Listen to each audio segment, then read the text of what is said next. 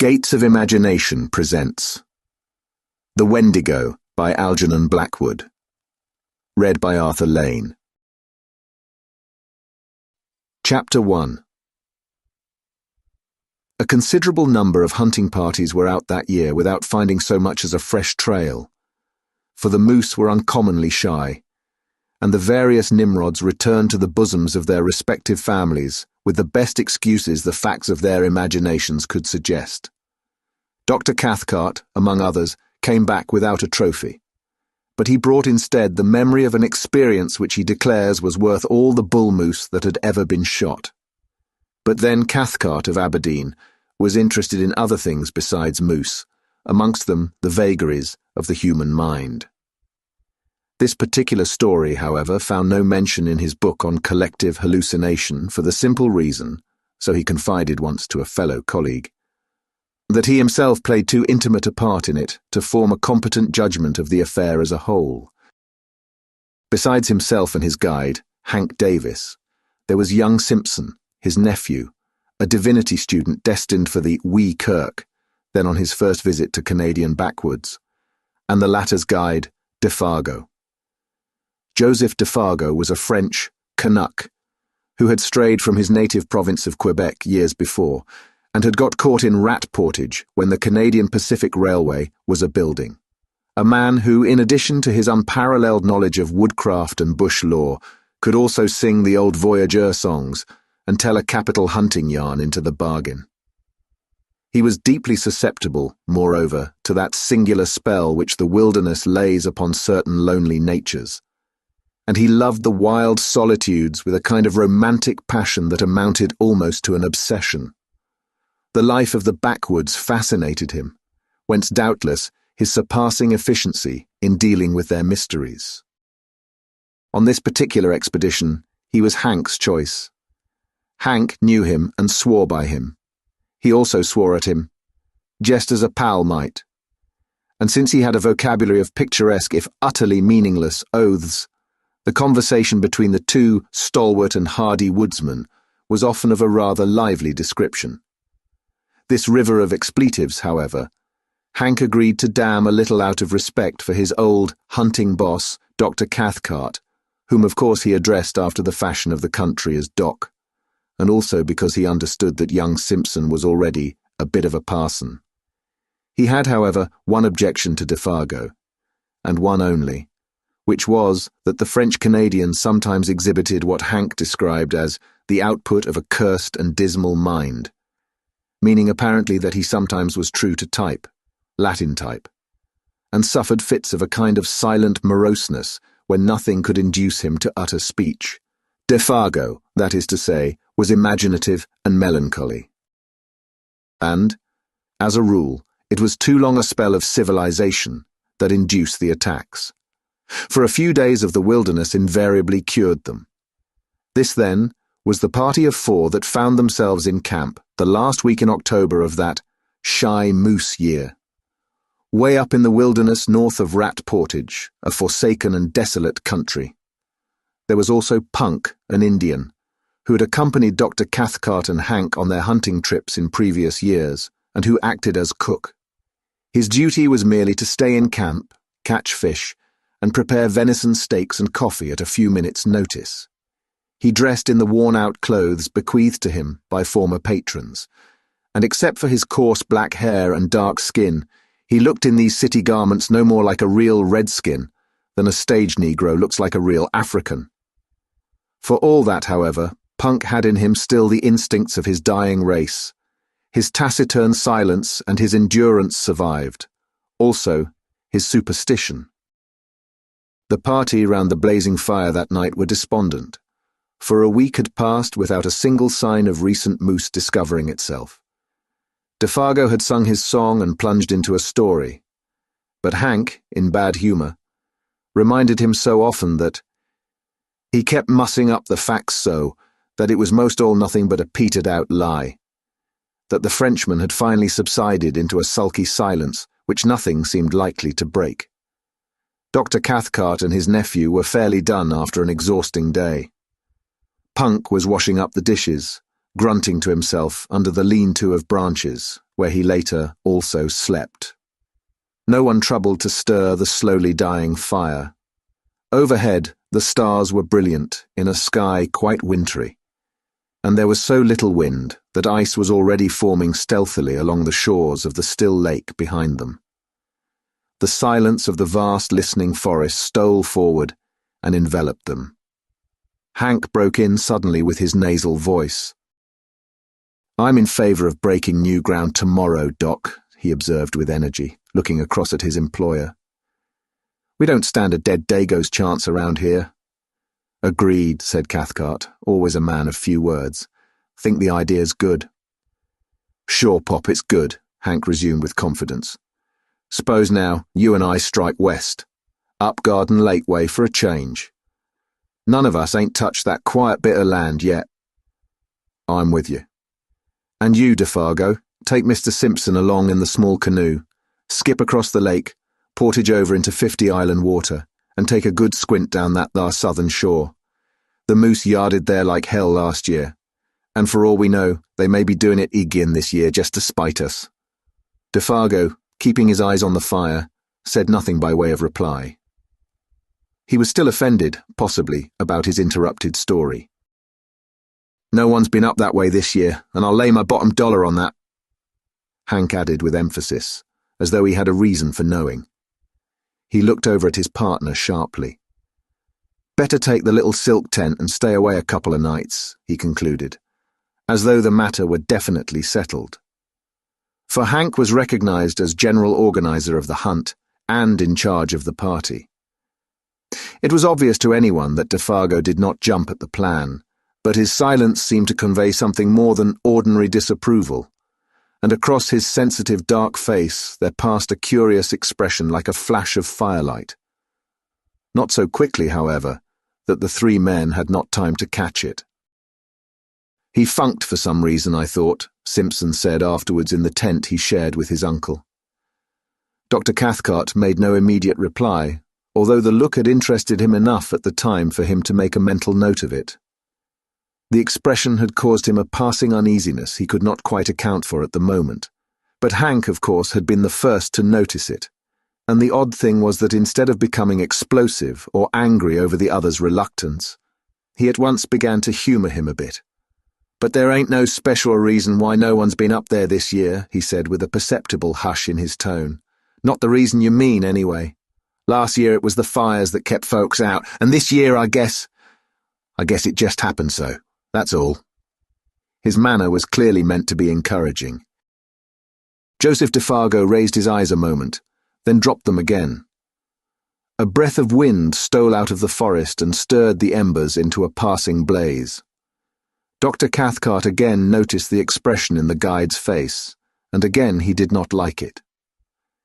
But this time, the nature of the look betrayed itself. In those eyes, for an instant, he caught the gleam of a man scared in his very soul. It disquieted him more than he cared to admit. "Bad Indians up that way?" he asked, with a laugh to ease matters a little, while Simpson, too sleepy to notice this subtle byplay, moved off to bed with a prodigious yawn. Or anything wrong with the country," he added, when his nephew was out of hearing. Hank met his eye with something less than his usual frankness. "He's just scared," he replied good-humouredly. "Scared stiff about some old fairy tale. That's all, ain't it, old pard?" And he gave DeFargo a friendly kick on the moccasined foot that lay nearest the fire. DeFargo looked up quickly, as from an interrupted reverie, a reverie, however, that had not prevented his seeing all that went on about him. "Scared? Nothing," he answered, with a flush of defiance. "There's nothing in the bush that can scare Joseph DeFargo, and don't you forget it." And the natural energy with which he spoke made it impossible to know whether he told the whole truth or only a part of it. Hank turned towards the doctor. He was just going to add something when he stopped abruptly and looked around. A sound close behind them in the darkness made all three start. It was old Punk, who'd moved up from his lean-to while they talked, and now stood there just beyond the circle of firelight, listening. "'Nother time, Doc," Hank whispered with a wink, "when the gallery ain't stepped down into the stalls." And springing to his feet, he slapped the Indian on the back and cried noisily, "Come up to the fire and warm your dirty red skin a bit." He dragged him towards the blaze and threw more wood on. "That was a mighty good feed you give us an hour or two back," he continued heartily, as though to set the man's thoughts on another scent. "And it ain't Christian to let you stand out there freezing your old soul to hell while we're getting all good and toasted." Punk moved in and warmed his feet, smiling darkly at the other's volubility, which he only half understood, but saying nothing. And presently Dr. Cathcart, seeing that further conversation was impossible, followed his nephew's example and moved off to the tent, leaving the three men smoking over the now blazing fire. It is not easy to undress in a small tent without waking one's companion, and Cathcart, hardened and warm-blooded as he was in spite of his 50-odd years, did what Hank would have described as considerable of his twilight in the open. He noticed during the process that Punk had meanwhile gone back to his lean-to, and that Hank and Defargo were at it hammer and tongs, or rather, hammer and anvil, the little French-Canadian being the anvil. It was all very like the conventional stage picture of Western melodrama, the fire lighting up their faces with patches of alternate red and black, Defargo in slouch hat and moccasins in the part of the Badlands villain, Hank open-faced and hatless, with that reckless fling of his shoulders, the honest and deceived hero, and old Punk, eavesdropping in the background, supplying the atmosphere of mystery. The doctor smiled as he noticed the details. But at the same time, something deep within him, he hardly knew what, shrank a little, as though an almost imperceptible breath of warning had touched the surface of his soul, and was gone again before he could seize it. Probably it was traceable to that scared expression he'd seen in the eyes of Defargo. Probably, for this hint of fugitive emotion otherwise escaped his usually so keen analysis. Defargo, he was vaguely aware, might cause trouble somehow. He was not as steady a guide as Hank, for instance. Further than that, he could not get. He watched the men a moment longer before diving into the stuffy tent where Simpson already slept soundly. Hank, he saw, was swearing like a mad African in a New York nigger saloon. But it was the swearing of affection. The ridiculous oaths flew freely now that the cause of their obstruction was asleep. Presently he put his arm almost tenderly upon his comrade's shoulder, and they moved off together into the shadows where their tent stood faintly glimmering. Punk, too, a moment later followed their example and disappeared between his odorous blankets in the opposite direction. Dr. Cathcart then likewise turned in, weariness and sleep still fighting in his mind with an obscure curiosity to know what it was that had scared Defargo about the country up 50 Island Waterway. Wondering, too, why Punk's presence had prevented the completion of what Hank had to say. Then sleep overtook him. He would know tomorrow. Hank would tell him the story while they trudged after the elusive moose. Deep silence fell about the little camp, planted there so audaciously in the jaws of the wilderness. The lake gleamed like a sheet of black glass beneath the stars. The cold air pricked. In the draughts of night that poured their silent tide from the depths of the forest, with messages from distant ridges and from lakes just beginning to freeze, there lay already the faint, bleak odours of coming winter. White men, with their dull scent, might never have divined them. The fragrance of the wood fire would have concealed from them these almost electrical hints of moss and bark and hardening swamp 100 miles away. Even Hank and Defargo, subtly in league with the soul of the woods as they were, would probably have spread their delicate nostrils in vain. But an hour later, when all slept like the dead, old Punk crept from his blankets and went down to the shore of the lake like a shadow, silently, as only Indian blood can move. He raised his head and looked about him. The thick darkness rendered sight of small avail, but like the animals, he possessed other senses that darkness could not mute. He listened, then sniffed the air, Motionless as a hemlock stem, he stood there. After 5 minutes again, he lifted his head and sniffed, and yet once again. A tingling of the wonderful nerves that betrayed itself by no outer sign ran through him as he tasted the keen air. Then, merging his figure into the surrounding blackness in a way that only wild men and animals understand, he turned, still moving like a shadow, and went stealthily back to his lean-to and his bed.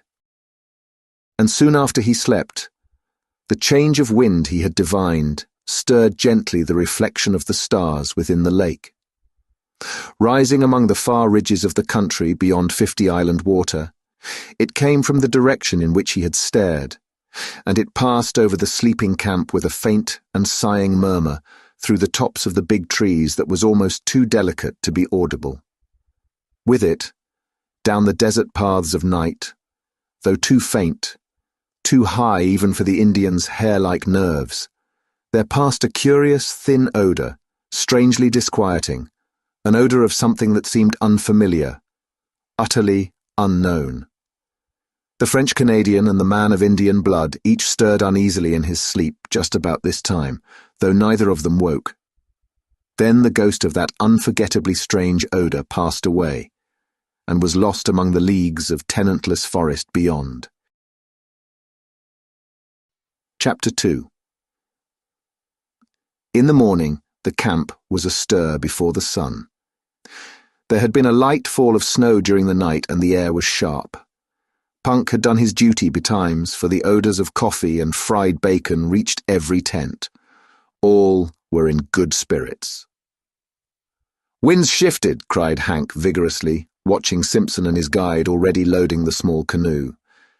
"It's across the lake, dead right for you fellas, and the snow'll make bully trails. If there's any moose mussin' around up there, they'll not get so much as a tail-end scent of you with the wind as it is. Good luck, Monsieur Defargo," he added, facetiously giving the name its French pronunciation for once. "Bonne chance." Defargo returned the good wishes, apparently in the best of spirits, the silent mood gone. Before 8 o'clock, old Punk had the camp to himself. Cathcart and Hank were far along the trail that led westwards, while the canoe that carried Defargo and Simpson, with silk tent and grub for 2 days, was already a dark speck bobbing on the bosom of the lake, going due east. The wintry sharpness of the air was tempered now by a sun that topped the wooded ridges and blazed with a luxurious warmth upon the world of lake and forest below. Loons flew skimming through the sparkling spray that the wind lifted. Divers shook their dripping heads to the sun and popped smartly out of sight again. And as far as eye could reach, rose the leagues of endless, crowding bush, desolate in its lonely sweep and grandeur, untrodden by foot of man, and stretching its mighty and unbroken carpet right up to the frozen shores of Hudson Bay. Simpson, who saw it all for the first time as he paddled hard in the bows of the dancing canoe, was enchanted by its austere beauty. His heart drank in the sense of freedom and great spaces just as his lungs drank in the cool and perfumed wind. Behind him, in the stern seat, singing fragments of his native chanties, Defargo steered the craft of birchbark like a thing of life, answering cheerfully all his companions' questions. Both were gay and light-hearted. On such occasions, men lose the superficial, worldly distinctions. They become human beings working together for a common end. Simpson, the employer, and Defargo, the employed, among these primitive forces were simply 2 men, the guider and the guided.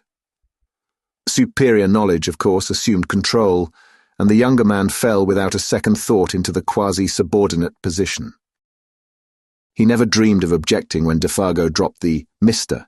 and addressed him as, say, Simpson, or Simpson, boss, which was invariably the case before they reached the farther shore after a stiff paddle of 12 miles against a head wind. He only laughed and liked it, then ceased to notice it at all.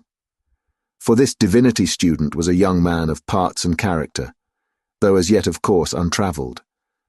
And on this trip, the first time he had seen any country but his own, and little Switzerland, the huge scale of things somewhat bewildered him. It was one thing, he realized, to hear about primeval forests, but quite another to see them. While to dwell in them and seek acquaintance with their wildlife was, again, an initiation that no intelligent man could undergo without a certain shifting of personal values hitherto held for permanent and sacred. Simpson knew the first faint indication of this emotion when he held the new .303 rifle in his hands and looked along its pair of faultless, gleaming barrels. The 3 days' journey to their headquarters by lake and portage had carried the process a stage farther, and now that he was about to plunge beyond even the fringe of wilderness where they were camped into the virgin heart of uninhabited regions, as vast as Europe itself, the true nature of the situation stole upon him with an effect of delight and awe that his imagination was fully capable of appreciating. It was himself and Defargo against a multitude, at least against a titan. The bleak splendors of these remote and lonely forests rather overwhelmed him with the sense of his own littleness. That stern quality of the tangled backwoods, which can only be described as merciless and terrible, rose out of these far blue woods swimming upon the horizon and revealed itself. He understood the silent warning. He realized his own utter helplessness. Only Defargo, as a symbol of a distant civilization where man was master, stood between him and a pitiless death by exhaustion and starvation.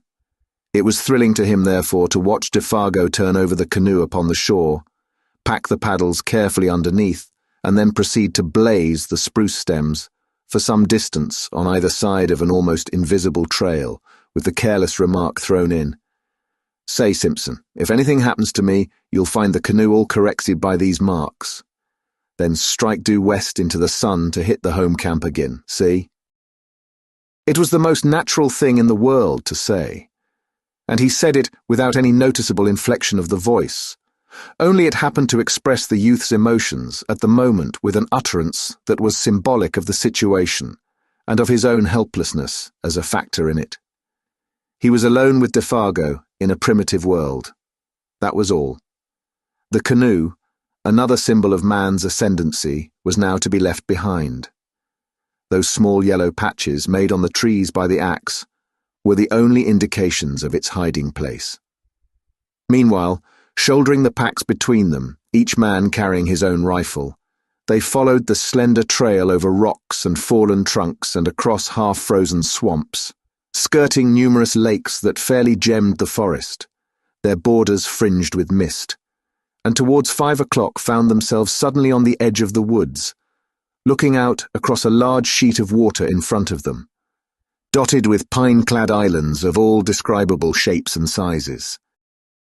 50 island water, announced Defargo wearily, and the sun just going to dip his bald old head into it, he added, with unconscious poetry, and immediately they set about pitching camp for the night. In a very few minutes, under those skillful hands that never made a movement too much or a movement too little, the silk tent stood taut and cosy, the beds of balsam boughs ready laid, and a brisk cooking fire burned with the minimum of smoke. While the young Scotchman cleaned the fish they had caught trolling behind the canoe, Defargo guessed he would, just as soon, take a turn through the bush for indications of moose. "May come across a trunk where they been and rubbed horns," he said, as he moved off, "or feeding on the last of the maple leaves." And he was gone. His small figure melted away like a shadow in the dusk, while Simpson noted with a kind of admiration how easily the forest absorbed him into herself. A few steps, it seemed, and he was no longer visible. Yet there was little underbrush hereabouts. The trees stood somewhat apart, well spaced, and in the clearings grew silver birch and maple, spear-like and slender, against the immense stems of spruce and hemlock. But for occasional prostrate monsters, and the boulders of grey rock that thrust uncouth shoulders here and there out of the ground, it might well have been a bit of park in the old country. Almost, one might have seen in it the hand of man.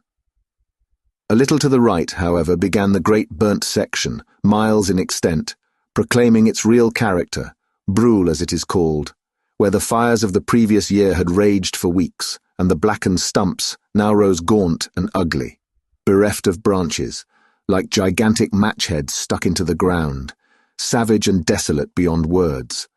The perfume of charcoal and rain-soaked ashes still hung faintly about it. The dusk rapidly deepened. The glades grew dark. The crackling of the fire and the wash of little waves along the rocky lake shore were the only sounds audible. The wind had dropped with the sun, and in all that vast world of branches, nothing stirred. Any moment, it seemed, the woodland gods, who are to be worshipped in silence and loneliness, might stretch their mighty and terrific outlines among the trees. In front, through doorways pillared by huge straight stems, lay the stretch of 50 Island Water, a crescent-shaped lake some 15 miles from tip to tip, and perhaps 5 miles across where they were camped.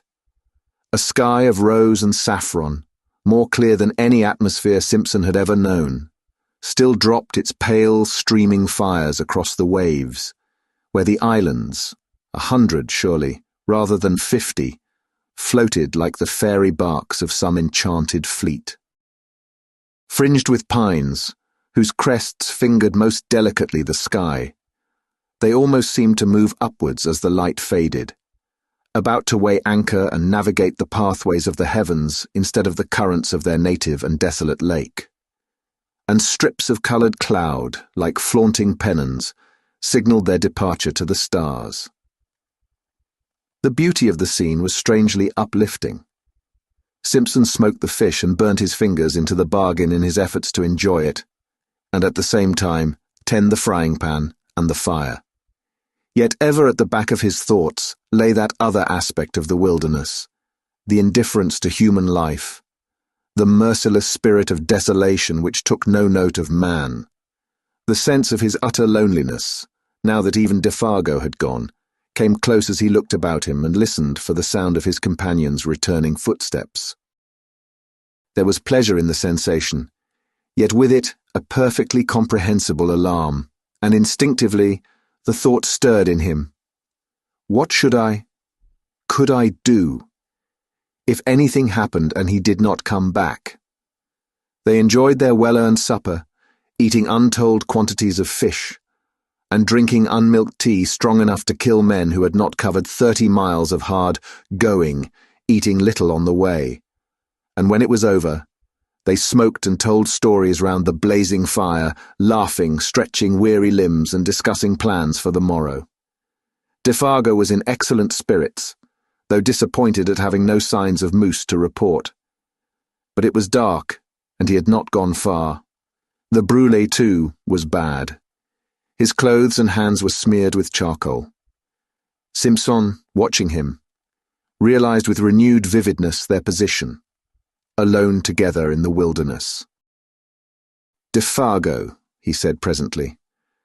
"These woods, you know, are a bit too big to feel quite at home in. To feel comfortable in, I mean. Eh?" He merely gave expression to the mood of the moment. He was hardly prepared for the earnestness, the solemnity even, with which the guide took him up. "You've hit it right, Simpson, boss," he replied, fixing his searching brown eyes on his face. "And that's the truth, sure. There's no end to 'em, no end at all." Then he added in a lowered tone, as if to himself, "There's lots found out that and gone plumb to pieces." But the man's gravity of manner was not quite to the other's liking. It was a little too suggestive for this scenery and setting. He was sorry he had broached the subject. He remembered suddenly how his uncle had told him that men were sometimes stricken with a strange fever of the wilderness, when the seduction of the uninhabited wastes caught them so fiercely that they went forth, half fascinated, half deluded, to their death. And he had a shrewd idea that his companion held something in sympathy with that queer type. He led the conversation onto other topics, onto Hank and the doctor, for instance, and the natural rivalry as to who should get the first sight of moose. "If they went due west," observed Defargo carelessly, "there's 60 miles between us now. with old Punk at halfway house eating himself full to busting with fish and coffee." They laughed together over the picture, but the casual mention of those 60 miles again made Simpson realize the prodigious scale of this land where they hunted. 60 miles was a mere step, 200 little more than a step. Stories of lost hunters rose persistently before his memory. The passion and mystery of homeless and wandering men, seduced by the beauty of great forests, swept his soul in a way too vivid to be quite pleasant. He wondered vaguely whether it was the mood of his companion that invited the unwelcome suggestion with such persistence. "Sing us a song, Defargo, if you're not too tired," he asked. "One of those old Voyageur songs you sang the other night." He handed his tobacco pouch to the guide and then filled his own pipe, while the Canadian, nothing loath, sent his light voice across the lake in one of those plaintive, almost melancholy chanties with which lumbermen and trappers lessen the burden of their labor. There was an appealing and romantic flavor about it, something that recalled the atmosphere of the old pioneer days, when Indians and wilderness were leagued together, battles frequent, and the old country farther off than it is today.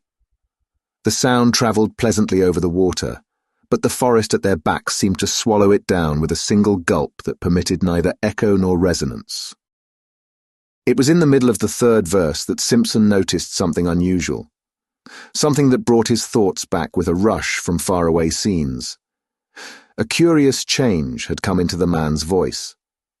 Even before he knew what it was, uneasiness caught him, and looking up quickly, he saw that Defargo, though still singing, was peering about him into the bush, as though he heard or saw something. His voice grew fainter, dropped to a hush, then ceased altogether. The same instant, with a movement amazingly alert, he started to his feet and stood upright, sniffing the air. Like a dog scenting game, he drew the air into his nostrils in short, sharp breaths, turning quickly as he did so in all directions and finally pointing down the lake shore, eastwards. It was a performance unpleasantly suggestive, and at the same time, singularly dramatic. Simpson's heart fluttered disagreeably as he watched it. "Lord, man, how you made me jump!" he exclaimed, on his feet beside him the same instant, and peering over his shoulder into the sea of darkness. "What's up? Are you frightened?" Even before the question was out of his mouth, he knew it was foolish. For any man with a pair of eyes in his head could see that the Canadian had turned white down to his very gills. Not even sunburn and the glare of the fire could hide that. The student felt himself trembling a little, weakish in the knees. "What's up?" he repeated quickly. "Do you smell moose, or anything queer, anything wrong?" He lowered his voice instinctively. The forest pressed round them with its encircling wall. The nearer tree stems gleamed like bronze in the firelight. Beyond that, blackness, and so far as he could tell, a silence of death. Just behind them, a passing puff of wind lifted a single leaf, looked at it, then laid it softly down again without disturbing the rest of the covey. It seemed as if a million invisible causes had combined just to produce that single visible effect. Other life pulsed about them, and was gone. Defargo turned abruptly. The livid hue of his face had turned to a dirty grey. "I never said I heard or smelt nothing," he said slowly and emphatically, in an oddly altered voice that conveyed somehow a touch of defiance. "I was only taking a look round, so to speak. It's always a mistake to be too previous with your questions." Then he added suddenly with obvious effort, in his more natural voice, "Have you got the matches, Boss Simpson?" and proceeded to light the pipe he had half filled just before he began to sing. Without speaking another word, they sat down again by the fire, Defargo changing his side so that he could face the direction the wind came from. For even a tenderfoot could tell that. Defargo changed his position in order to hear and smell. All there was to be heard and smelt. And since he now faced the lake with his back to the trees, it was evidently nothing in the forest that had sent so strange and sudden a warning to his marvellously trained nerves. "Guess now I don't feel like singing any," he explained presently of his own accord. That song kinda brings back memories that's troublesome to me. I never ought to have begun it. It sets me on to imagining things, see? Clearly the man was still fighting with some profoundly moving emotion. He wished to excuse himself in the eyes of the other, but the explanation, in that it was only a part of the truth, was a lie, and he knew perfectly well that Simpson was not deceived by it, for nothing could explain away the livid terror that had dropped over his face while he stood there sniffing the air. And nothing, no amount of blazing fire or chatting on ordinary subjects, could make that camp exactly as it had been before. The shadow of an unknown horror, naked if unguessed, that had flashed for an instant in the face and gestures of the guide, had also communicated itself vaguely and therefore more potently to his companion. The guide's visible efforts to dissemble the truth only made things worse.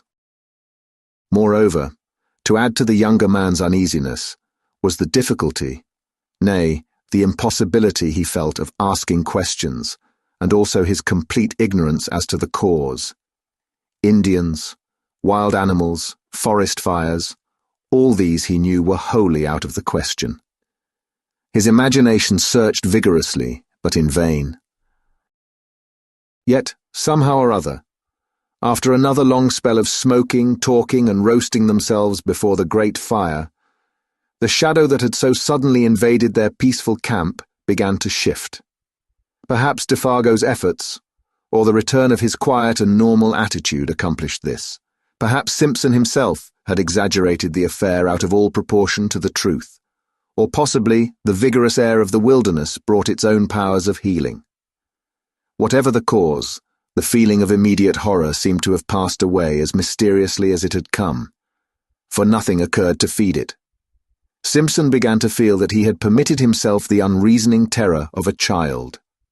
He put it down partly to a certain subconscious excitement that this wild and immense scenery generated in his blood, partly to the spell of solitude, and partly to over-fatigue. That pallor in the guide's face was, of course, uncommonly hard to explain, yet it might have been due in some way to an effect of firelight, or his own imagination. He gave it the benefit of the doubt. He was Scotch. When a somewhat unordinary emotion has disappeared, the mind always finds a dozen ways of explaining away its causes. Simpson lit a last pipe and tried to laugh to himself. On getting home to Scotland, it would make quite a good story. He did not realize that this laughter was a sign that terror still lurked in the recesses of his soul, that in fact it was merely one of the conventional signs by which a man, seriously alarmed, tries to persuade himself that he is not so. Defargo, however, heard that low laughter and looked up with surprise on his face. The two men stood, side by side, kicking the embers about before going to bed. It was 10 o'clock, a late hour for hunters to be still awake. "What's tickling you?" he asked in his ordinary tone, yet gravely. I was thinking of our little toy woods at home." Just at that moment, stammered Simpson, coming back to what really dominated his mind and startled by the question, and comparing them to all this, and he swept his arm round to indicate the bush. A pause followed in which neither of them said anything. "All the same, I wouldn't laugh about it, if I was you," Defargo added, looking over Simpson's shoulder into the shadows. "There's places in there nobody won't never see into. Nobody knows what lives in there either. Too big, too far off." The suggestion in the guide's manner was immense and horrible. Defargo nodded. The expression on his face was dark. He too felt uneasy. The younger man understood that in a hinterland of this size there might well be depths of wood that would never in the life of the world be known or trodden. The thought was not exactly the sort he welcomed. In a loud voice, cheerfully, he suggested that it was time for bed. But the guide lingered, tinkering with the fire, arranging the stones needlessly, doing a dozen things that did not really need doing. Evidently there was something he wanted to say, yet found it difficult to get at. "Say you, Boss Simpson," he began suddenly, as the last shower of sparks went up into the air. "You don't smell nothing, do you? Nothing particular, I mean." The commonplace question, Simpson realized, veiled a dreadfully serious thought in his mind.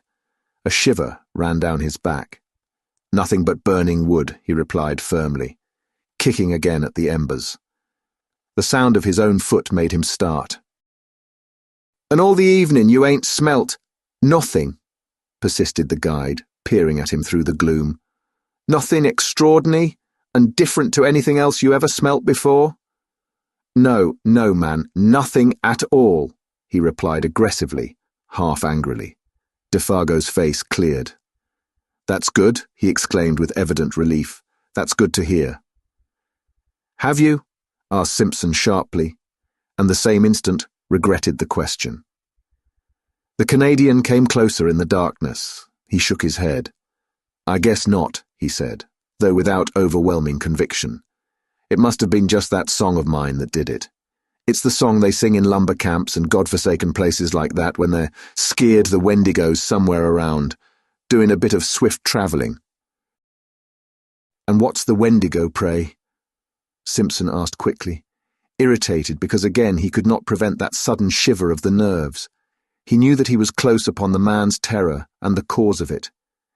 Yet a rushing, passionate curiosity overcame his better judgment and his fear.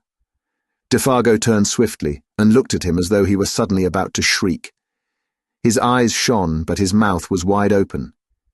Yet all he said, or whispered rather, for his voice sank very low, was, "It's nothing but what those lousy fellas believe when they've been hitting the bottle too long.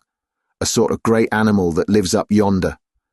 He jerked his head northwards, quick as lightning in its tracks and bigger than anything else in the bush. "And ain't supposed to be very good to look at, that's all."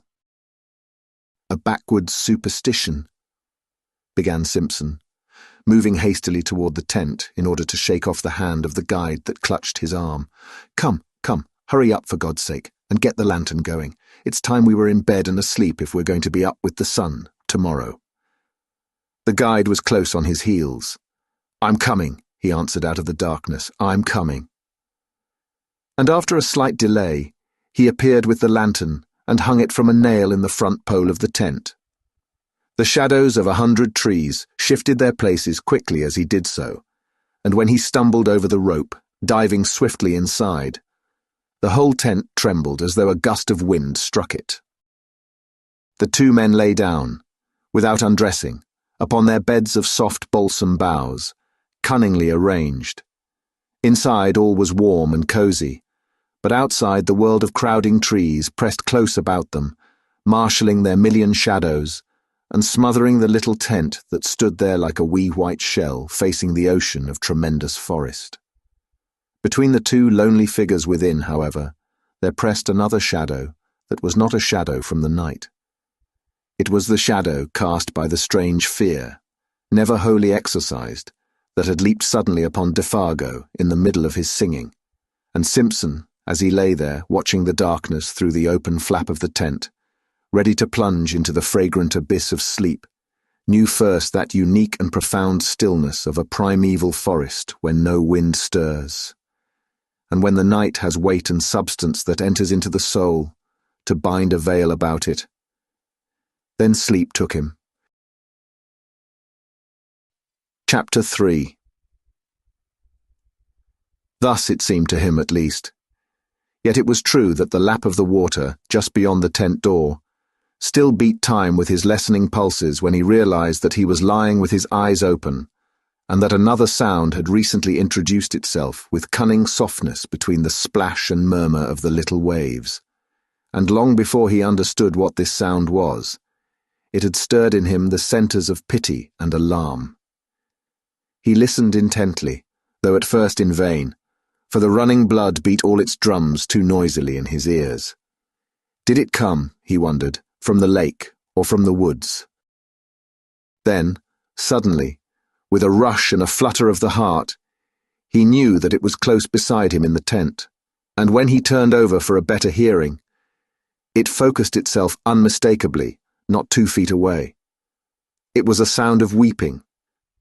Defargo, upon his bed of branches, was sobbing in the darkness as though his heart would break, the blankets evidently stuffed against his mouth to stifle it. And his first feeling, before he could think or reflect, was the rush of a poignant and searching tenderness. This intimate, human sound, heard amid the desolation about them, woke pity. It was so incongruous, so pitifully incongruous, and so vain. Tears in this vast and cruel wilderness, of what avail? He thought of a little child crying in mid-Atlantic. Then, of course, with fuller realization and the memory of what had gone before, came the descent of the terror upon him, and his blood ran cold. "Defargo," he whispered quickly. "What's the matter?"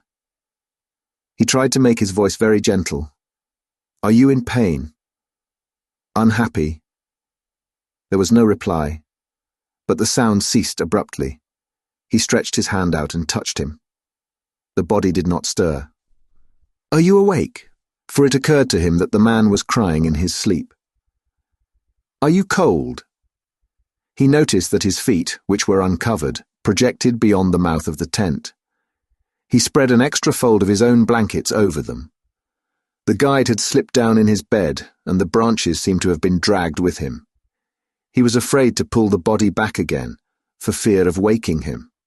One or two tentative questions he ventured softly.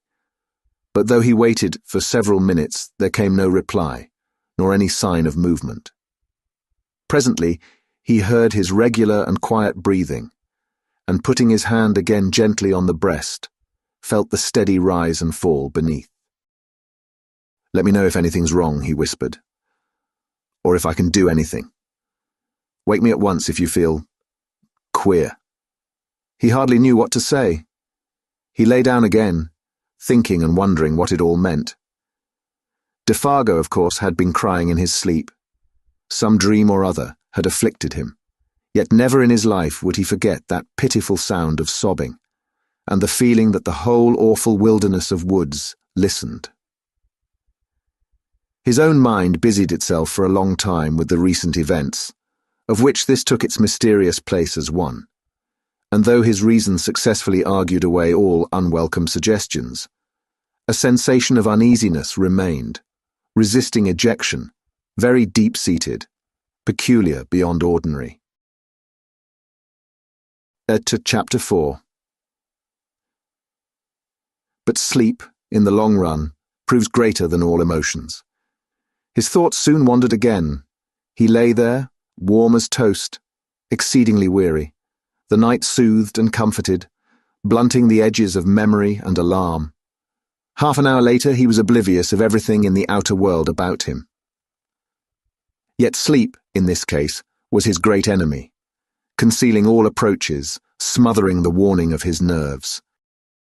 As sometimes in a nightmare events crowd upon each other's heels, with a conviction of dreadfulest reality, yet some inconsistent detail accuses the whole display of incompleteness and disguise, so the events that now followed, though they actually happened, persuaded the mind somehow that the detail which could explain them had been overlooked in the confusion, and that therefore they were but partly true, the rest delusion. At the back of the sleeper's mind, something remains awake, ready to let slip the judgment. All this is not quite real. When you wake up, you'll understand. And thus, in a way, it was with Simpson. The events, not wholly inexplicable or incredible in themselves, yet remain for the man who saw and heard them a sequence of separate facts of cold horror, because the little piece that might have made the puzzle clear lay concealed or overlooked. So far as he can recall, it was a violent movement, running downwards through the tent towards the door, that first woke him and made him aware that his companion was sitting bolt upright beside him, quivering. Hours must have passed, for it was the pale gleam of the dawn that revealed his outline against the canvas. This time, the man was not crying. He was quaking like a leaf. The trembling he felt plainly through the blankets, down the entire length of his own body. Defargo had huddled down against him for protection, shrinking away from something that apparently concealed itself near the door flaps of the little tent. Simpson thereupon called out in a loud voice some question or other. In the first bewilderment of waking, he does not remember exactly what, and the man made no reply. The atmosphere and feeling of true nightmare lay horribly about him, making movement and speech both difficult. At first, indeed, he was not sure where he was, whether in one of the earlier camps or at home in his bed at Aberdeen. The sense of confusion was very troubling. And next, almost simultaneous with his waking it seemed, the profound stillness of the dawn outside was shattered by a most uncommon sound. It came without warning or audible approach, and it was unspeakably dreadful. It was a voice, Simpson declares, possibly a human voice, hoarse yet plaintive, a soft, roaring voice close outside the tent, overhead rather than upon the ground, of immense volume, while in some strange way most penetratingly and seductively sweet. It rang out, too, in 3 separate and distinct notes, or cries, that bore in some odd fashion a resemblance, far-fetched yet recognizable, to the name of the guide, D. Fagot. The student admits he is unable to describe it quite intelligently, for it was unlike any sound he had ever heard in his life, and combined a blending of such contrary qualities. A sort of windy crying voice, he calls it, as of something lonely and untamed, wild and of abominable power. And even before it ceased, dropping back into the great gulfs of silence, the guide beside him had sprung to his feet with an answering though unintelligible cry. He blundered against the tent pole with violence, shaking the whole structure, spreading his arms out frantically for more room, and kicking his legs impetuously free of the clinging blankets. For a second, perhaps 2, he stood upright by the door, his outline dark against the pallor of the dawn.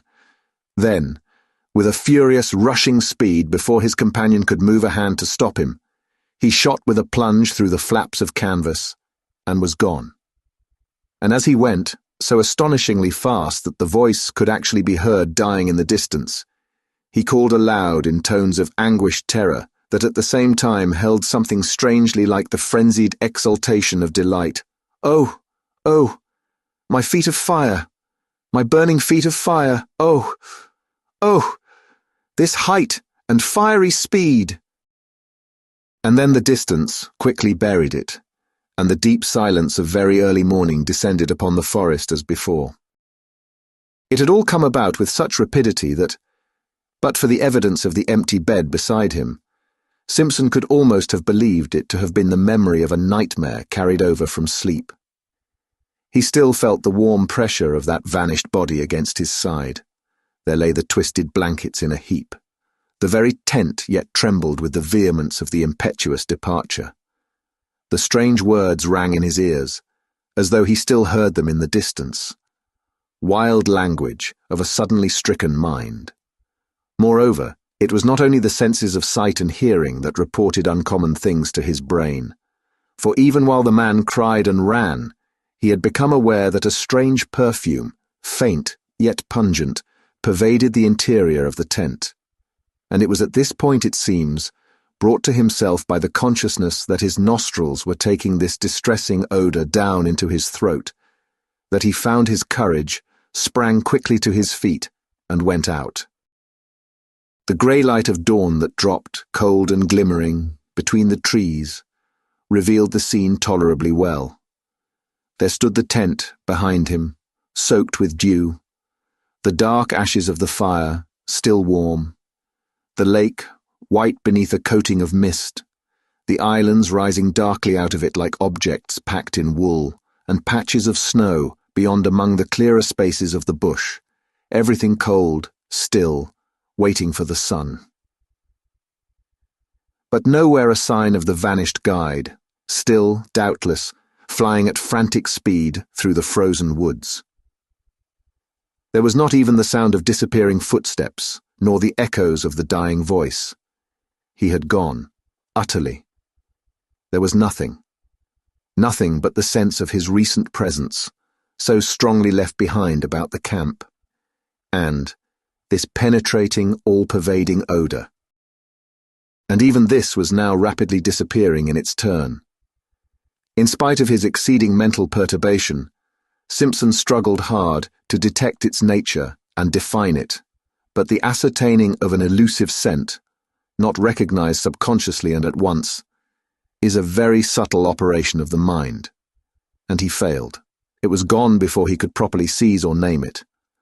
Approximate description even seems to have been difficult, for it was unlike any smell he knew. Acrid, rather, not unlike the odor of a lion, he thinks, yet softer and not wholly unpleasing, with something almost sweet in it that reminded him of the scent of decaying garden leaves, earth, and the myriad nameless perfumes that make up the odor of a big forest. Yet the odor of lions is the phrase with which he usually sums it all up. Then, it was wholly gone, and he found himself standing by the ashes of the fire in a state of amazement and stupid terror that left him the helpless prey of anything that chose to happen. Had a muskrat poked its pointed muzzle over a rock, or a squirrel scuttled in that instant down the bark of a tree, he would most likely have collapsed without more ado and fainted, for he felt about the whole affair, the touch somewhere of a great outer horror, and his scattered powers had not as yet had time to collect themselves into a definite attitude of fighting self-control. Nothing did happen, however. A great kiss of wind ran softly through the awakening forest, and a few maple leaves here and there rustled tremblingly to earth. The sky seemed to grow suddenly much lighter. Simpson felt the cool air upon his cheek and uncovered head, realized that he was shivering with the cold, and making a great effort, realized next that he was alone in the bush, and that he was called upon to take immediate steps to find and succor his vanished companion. Make an effort, accordingly, he did, though an ill-calculated and futile one. With that wilderness of trees about him, the sheet of water cutting him off behind, and the horror of that wild cry in his blood, he did what any other inexperienced man would have done in similar bewilderment. He ran about without any sense of direction, like a frantic child, and called loudly without ceasing the name of the guide. "Defargo! Defargo! Defargo!" he yelled, and the trees gave him back the name as often as he shouted, only a little softened. "Defargo! Defargo! Defargo!" He followed the trail that lay a short distance across the patches of snow, and then lost it again where the trees grew too thickly for snow to lie. He shouted till he was hoarse, until the sound of his own voice in all that unanswering and listening world began to frighten him. His confusion increased in direct ratio to the violence of his efforts. His distress became formidably acute, till at length his exertions defeated their own object, and from sheer exhaustion he headed back to the camp again. It remains a wonder that he ever found his way. It was with great difficulty, and only after numberless false clues, that he at last saw the white tent between the trees, and so reached safety. Exhaustion then applied its own remedy, and he grew calmer. He made the fire and breakfasted. Hot coffee and bacon put a little sense and judgment into him again, and he realized that he had been behaving like a boy. He now made another and more successful attempt to face the situation collectedly, and, a nature naturally plucky coming to his assistance, he decided that he must first make as thorough a search as possible, failing, success in which he must find his way into the home camp as best he could and bring help. And this was what he did. Taking food, matches and rifle with him, and a small axe to blaze the trees against his return journey, he set forth. It was 8 o'clock when he started, the sun shining over the tops of the trees in a sky without clouds. Pinned to a stake by the fire, he left a note in case Defargo returned while he was away. This time, according to a careful plan, he took a new direction, intending to make a wide sweep that must sooner or later cut into indications of the guide's trail, and before he had gone a quarter of a mile, he came across the tracks of a large animal in the snow, and beside it the light and smaller tracks of what were beyond question human feet. The feet of Defago. The relief he at once experienced was natural, though brief. For at first sight he saw in these tracks a simple explanation of the whole matter. These big marks had surely been left by a bull moose that, wind against it, had blundered upon the camp, and uttered its singular cry of warning and alarm, the moment its mistake was apparent. Defago, in whom the hunting instinct was developed to the point of uncanny perfection, had scented the brute coming down the wind hours before. His excitement and disappearance were due, of course, to his. Then the impossible explanation at which he grasped faded, as common sense showed him mercilessly that none of this was true. No guide, much less a guide like Defago, could have acted in so irrational a way, going off even without his rifle. The whole affair demanded a far more complicated elucidation, when he remembered the details of it all, the cry of terror, the amazing language, the grey face of horror when his nostrils first caught the new odour, that muffled sobbing in the darkness. And for this, too, now came back to him dimly, the man's original aversion for this particular bit of country. Besides, now that he examined them closer, these were not the tracks of a bull moose at all. Hank had explained to him the outline of a bull's hooves, of a cow's or calf's too, for that matter. He had drawn them clearly on a strip of birch bark, and these were wholly different. They were big, round, ample, and with no pointed outline as of sharp hoofs. He wondered for a moment whether bear tracks were like that.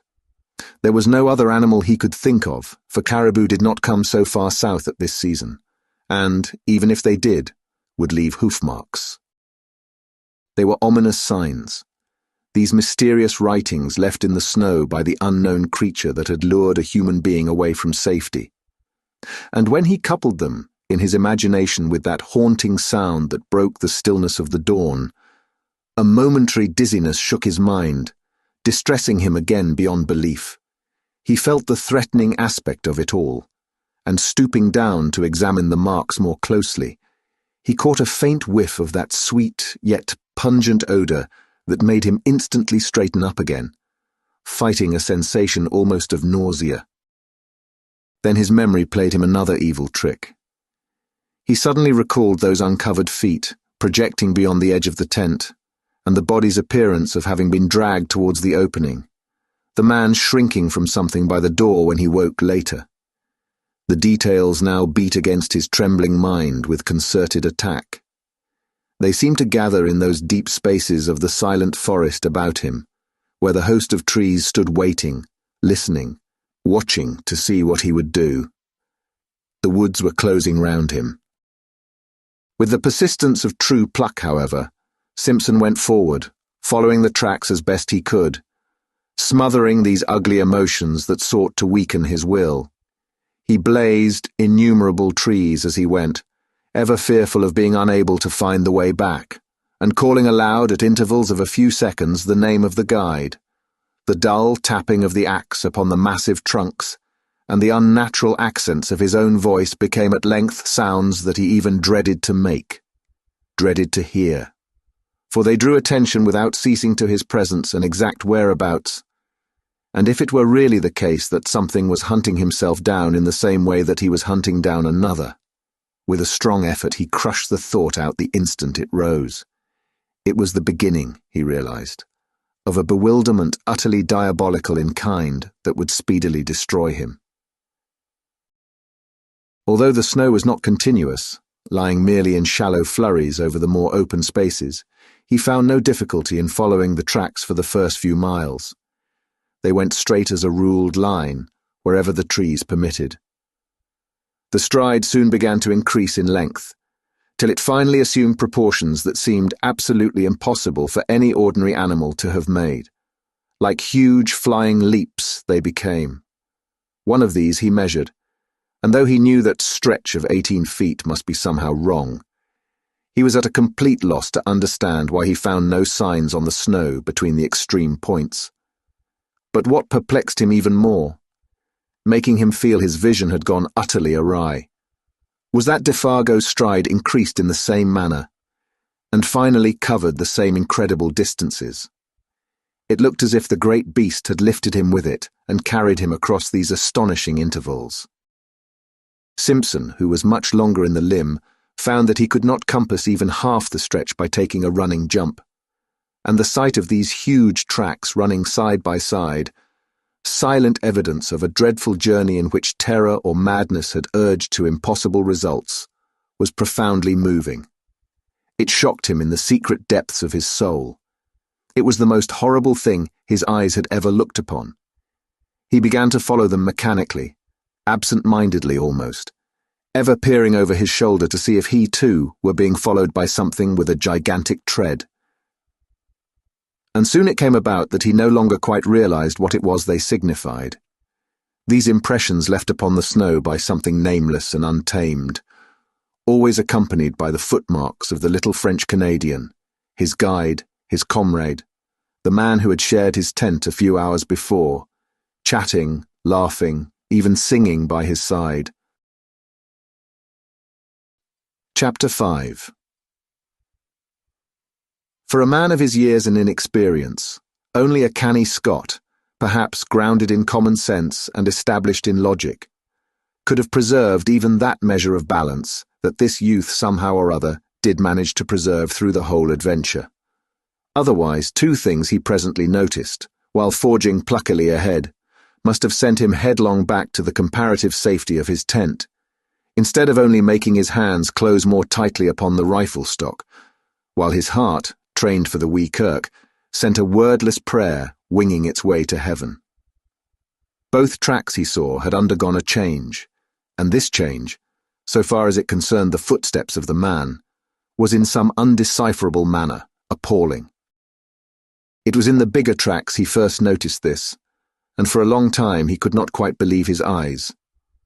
Was it the blown leaves that produced odd effects of light and shade, or that the dry snow, drifting like finely ground rice about the edges, cast shadows and highlights, or was it actually the fact that the great marks had become faintly coloured?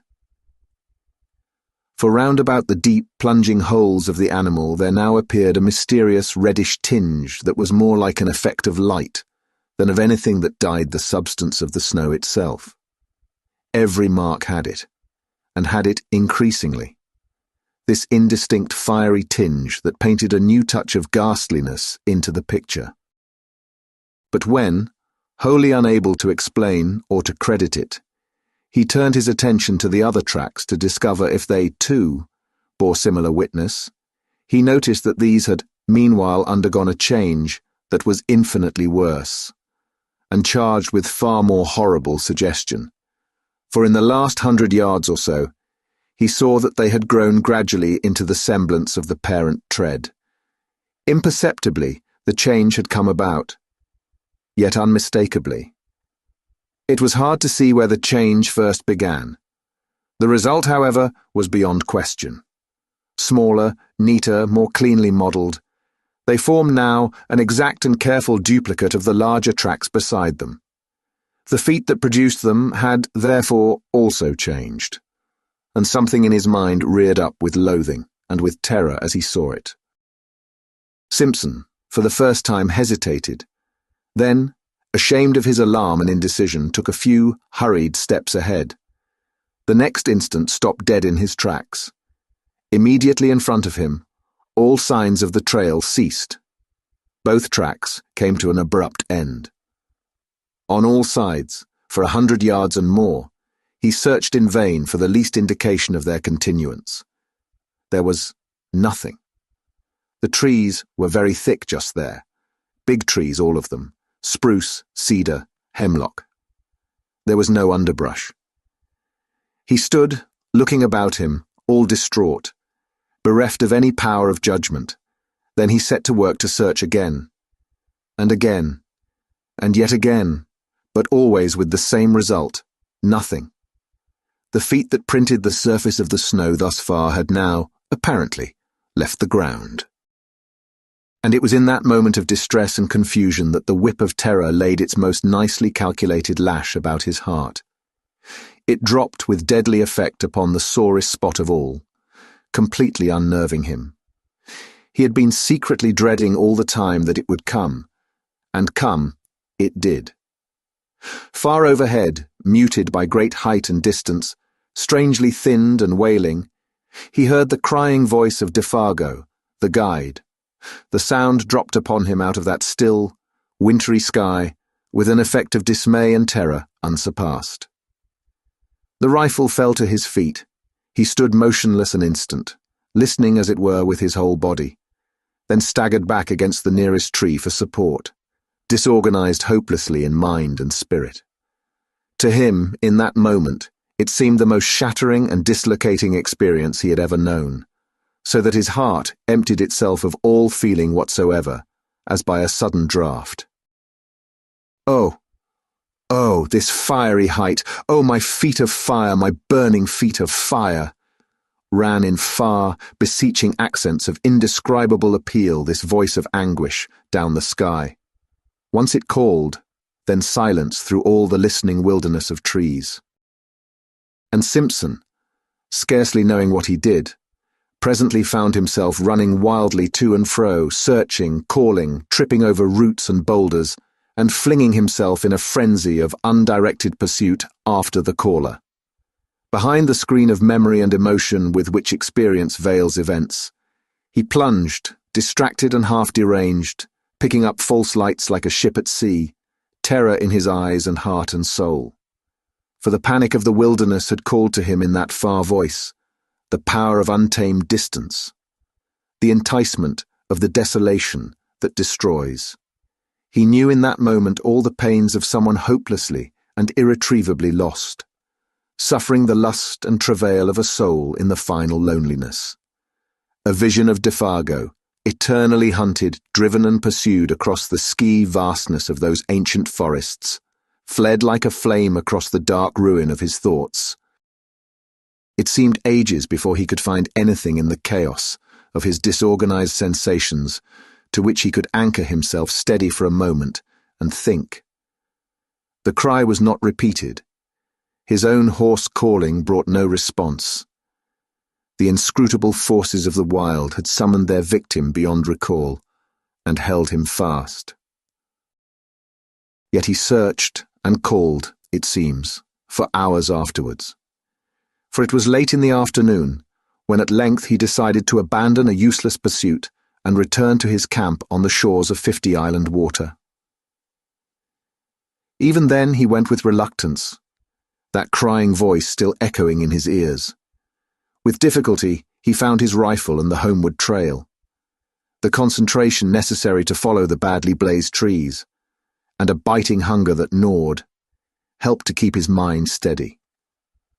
Otherwise, he admits, the temporary aberration he had suffered might have been prolonged to the point of positive disaster.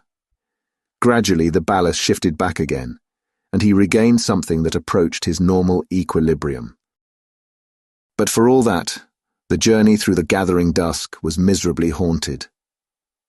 He heard innumerable following footsteps, voices that laughed and whispered, and saw figures crouching behind trees and boulders, making signs to one another for a concerted attack the moment he had passed. The creeping murmur of the wind made him start and listen. He went stealthily, trying to hide where possible, and making as little sound as he could. The shadows of the woods, hitherto protective or covering merely, had now become menacing, challenging, and the pageantry in his frightened mind masked a host of possibilities that were all the more ominous for being obscure. The presentiment of a nameless doom lurked ill-concealed behind every detail of what had happened. It was really admirable how he emerged victor in the end. Men of riper powers and experience might have come through the ordeal with less success. He had himself tolerably well in hand, all things considered, and his plan of action proves it. Sleep being absolutely out of the question, and travelling an unknown trail in the darkness equally impracticable, he sat up the whole of that night, rifle in hand, before a fire he never for a single moment allowed to die down. The severity of the haunted vigil marked his soul for life, but it was successfully accomplished. And with the very first signs of dawn, he set forth upon the long return journey to the home camp to get help. As before, he left a written note to explain his absence, and to indicate where he had left a plentiful cache of food and matches, though he had no expectation that any human hands would find them. How Simpson found his way alone by the lake and forest might well make a story in itself. For to hear him tell it is to know the passionate loneliness of soul that a man can feel when the wilderness holds him in the hollow of its illimitable hand, and laughs.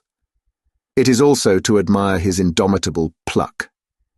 He claims no skill, declaring that he followed the almost invisible trail mechanically and without thinking.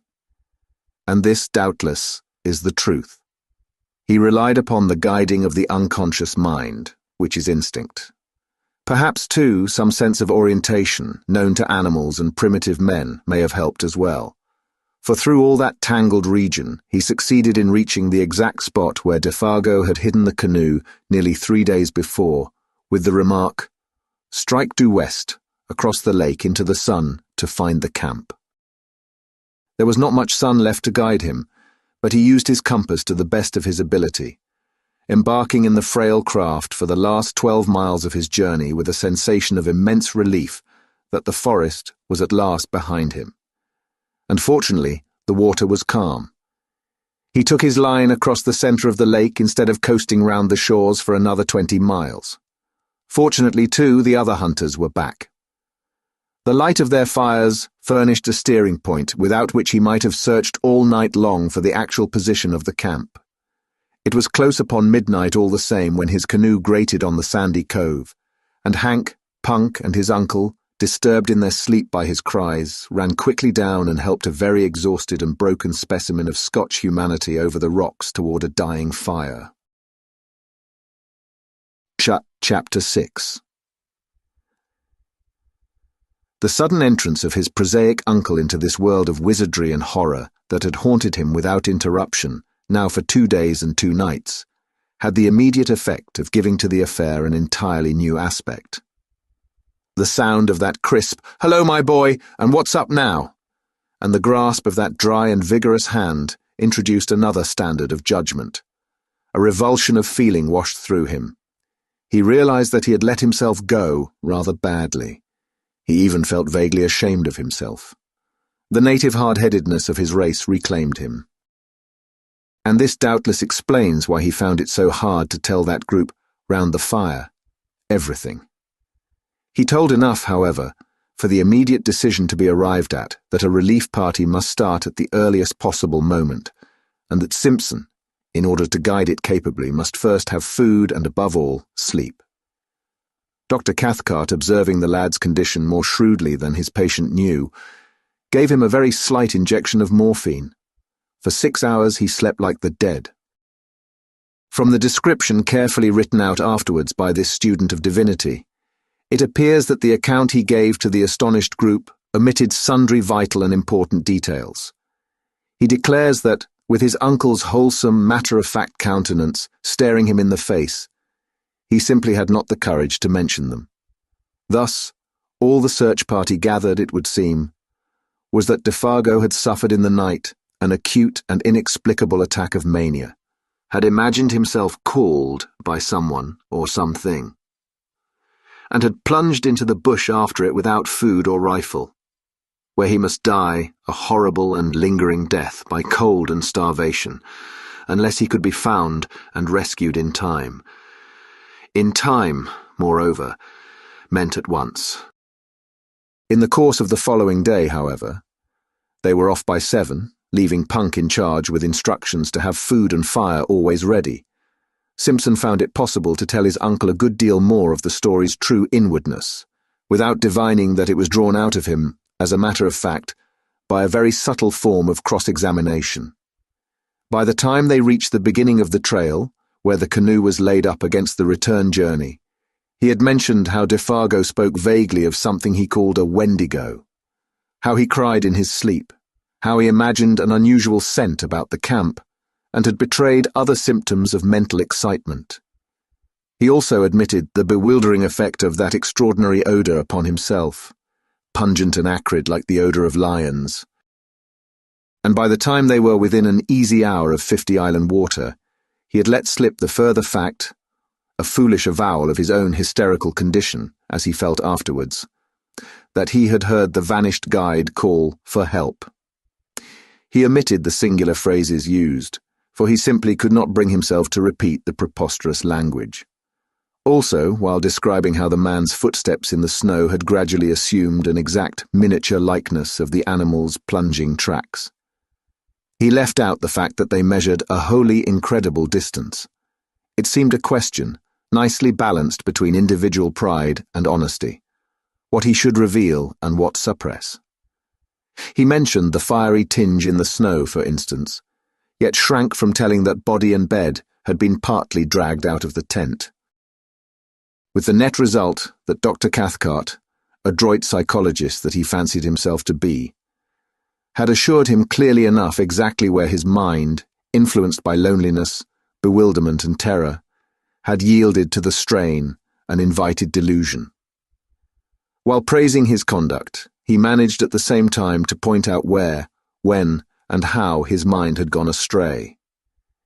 He made his nephew think himself finer than he was by judicious praise, yet more foolish than he was by minimizing the value of the evidence. Like many another materialist, that is, he lied cleverly on the basis of insufficient knowledge, because the knowledge supplied seemed to his own particular intelligence inadmissible. The spell of these terrible solitudes, he said, cannot leave any mind untouched, any mind that is possessed of the higher, imaginative qualities. It has worked upon yours exactly as it worked upon my own when I was your age. The animal that haunted your little camp was undoubtedly a moose, for the belling of a moose may have sometimes a very peculiar quality of sound. The coloured appearance of the big tracks was obviously a defect of vision in your own eyes produced by excitement. The size and stretch of the tracks we shall prove when we come to them. But the hallucination of an audible voice, of course, is one of the commonest forms of delusion due to mental excitement. An excitement, my dear boy, perfectly excusable. And let me add, wonderfully controlled by you under the circumstances. For the rest, I am bound to say, you have acted with a splendid courage. For the terror of feeling oneself lost in this wilderness is nothing short of awful, and had I been in your place, I don't for a moment believe I could have behaved with 1/4 of your wisdom and decision. The only thing I find it uncommonly difficult to explain is that damned odour. It made me feel sick, I assure you, declared his nephew, positively dizzy. His uncle's attitude of calm omniscience, merely because he knew more psychological formulae, made him slightly defiant. It was so easy to be wise in the explanation of an experience one has not personally witnessed. A kind of desolate and terrible odour is the only way I can describe it, he concluded, glancing at the features of the quiet, unemotional man beside him.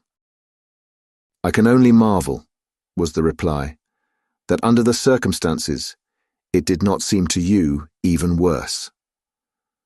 The dry words, Simpson knew, hovered between the truth and his uncle's interpretation of the truth. And so at last they came to the little camp and found the tent still standing, the remains of the fire, and the piece of paper pinned to a stake beside it, untouched. The cache, poorly contrived by inexperienced hands, however, had been discovered and opened by muskrats, mink, and squirrel. The matches lay scattered about the opening, but the food had been taken to the last crumb. "Well, fellas, he ain't here," exclaimed Hank loudly after his fashion, "and that's as sartain as the coal supply down below. But what he's got to by this time is about as unsartain as the trading crowns in the other place." The presence of a divinity student was no barrier to his language at such a time, though for the reader's sake it may be severely edited. "I propose," he added, "that we start out at once and hunt for 'em like hell." The gloom of Defargo's probable fate oppressed the whole party with a sense of dreadful gravity the moment they saw the familiar signs of recent occupancy.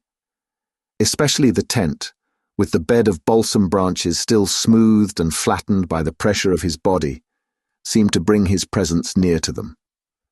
Simpson, feeling vaguely as if his world were somehow at stake, went about explaining particulars in a hushed tone. He was much calmer now, though overwearied with the strain of his many journeys. His uncle's method of explaining away, rather, the details still fresh in his haunted memory helped, too, to put ice upon his emotions. "And that's the direction he ran off in," he said to his two companions, pointing in the direction where the guide had vanished that morning in the grey dawn. "Straight down there he ran like a deer, in between the birch and the hemlock." Hank and Dr. Cathcart exchanged glances. "And it was about 2 miles down there, in a straight line," continued the other, speaking with something of the former terror in his voice, "that I followed his trail to the place where it stopped. Dead. And where you heard him calling and caught the stench and all the rest of the wicked entertainment," cried Hank, with a volubility that betrayed his keen distress. "And where your excitement overcame you to the point of producing illusions," added Dr. Cathcart under his breath, yet not so low that his nephew did not hear it. It was early in the afternoon, for they had travelled quickly, and there was still a good 2 hours of daylight left. Dr. Cathcart and Hank lost no time in beginning the search, but Simpson was too exhausted to accompany them. They would follow the blazed marks on the trees and, where possible, his footsteps. Meanwhile, the best thing he could do was to keep a good fire going and rest. But after something like 3 hours' search, the darkness already down, the two men returned to camp with nothing to report. Fresh snow had covered all signs, and though they had followed the blazed trees to the spot where Simpson had turned back, they had not discovered the smallest indication of a human being, or for that matter, of an animal. There were no fresh tracks of any kind. The snow lay undisturbed. It was difficult to know what was best to do, though in reality there was nothing more they could do. They might stay and search for weeks without much chance of success. The fresh snow destroyed their only hope, and they gathered round the fire for supper, a gloomy and despondent party. The facts indeed were sad enough, for Defargo had a wife at Rat Portage, and his earnings were the family's sole means of support. Now that the whole truth in all its ugliness was out, it seemed useless to deal in further disguise or pretense. They talked openly of the facts and probabilities.